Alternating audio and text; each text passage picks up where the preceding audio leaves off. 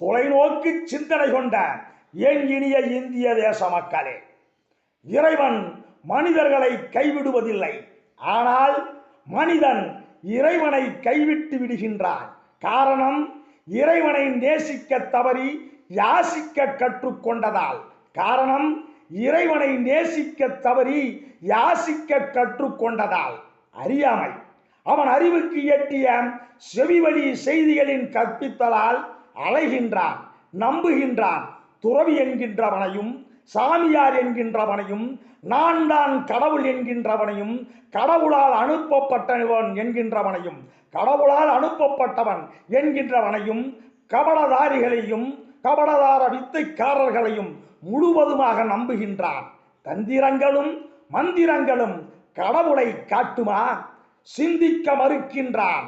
அங்கேயே சரணாகதி அடைகின்றான். பின் எல்லா துயரங்களையும் சந்தித்து துன்ப சாகரத்தில் விழுகின்றான். இப்படி தொடர்கதையாய் யார் யாரோ வருவார்கள், சொல்வார்கள்.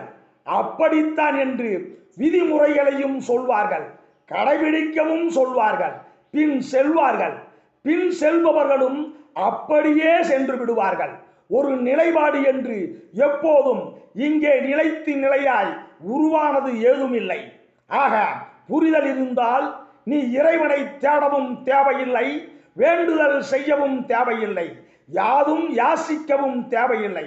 உனது ஆற்றலுக்குரிய செயலை நீ திறம்பட செயல்படுத்தும் உத்தியை, ரகசியத்தை அறிவாயானால் உனது வாழ்க்கையையும் உன்னையும் சுற்றத்தையும் தேசத்தையும் வலிமையாக்கி கொள்ள ஓர் ஊன்றுகோலாய் இருப்பாய். அப்போதுதான் இறைவன் என்பது யார் என்பது உனக்குள் புலனாகும். புரிதலோடு அறிந்து கொள். உனது சுமை எவ்வளவு என்பதை நீ தெரிந்து கொள். உனது சுமை எவ்வளவு என்பதை நீ தெரிந்து கொள். அதை மட்டுமே நீ சுமக்க தயாரானால், அந்த சுமையை மட்டுமே நீ சுமக்க தயாரானால் உனக்கு பாரம் என்பது பெரிதளவாக தெரியாது. ஆக மாறாக யார் யாரையோ பார்த்து, யார் யாரோ சொன்னதையோ கேட்டு பெரிதாக பலன் கிடைத்துவிடும், பதவி கிட்டிவிடும் என ஆசையால், மோகத்தால் நீ சுமைகளை அதிகமாக சேர்த்து கொண்டாயானால், சுமக்க ஆரம்பிப்பாயானால் அது எட்டா கனியாகி உனது வாழ்நாள் முழுவதும் அதனுள்ளே உன்னை அழுத்தப்பட்டு புதைந்துதான் போக வேண்டும். ஒருபோதும் மீண்டு எழ முடியாது. கடவுளும் வரமாட்டான் உன்னை காப்பாற்ற, வேறு வழிகாட்டிகளும் வரமாட்டார்கள். ஆக உனது ஆற்றலை முழுமையாக அறிந்து கொண்டு அதற்கான சுமையை சுமக்க ஆரம்பிப்பாயானால் உனது பயணத்தின் நடுநடுவே ஆங்காங்கே சிறிது சிறிதாக சுமை குறைய ஆரம்பித்து நீ சேருமிடம் அருகாமையில் வரும்போதே அனைத்து சுமைகளும் காணாது போய் நீ முழு சுதந்திர பெற்ற பறவை போல் மனம் இலேசாகி பறக்கவும் செய்வாய். இறைவன் இருக்கும் இல்ல கதவு திறக்கும்.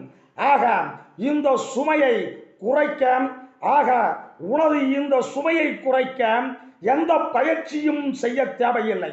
எத்தகைய உணவு பழக்கத்தையும் நீ கடைபிடிக்கவும் தேவையில்லை. ஒன்றை தவிர, காற்றுள்ள போதே தூற்றிக்கொள்.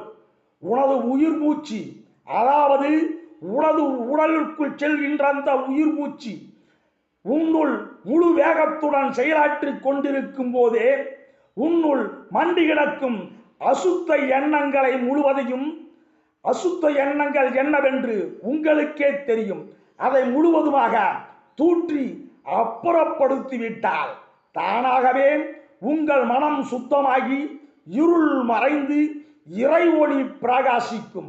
உன்னை நீ அறிவாய். ஆனந்த வெள்ளத்தில் பரவசம் அடைவாய்.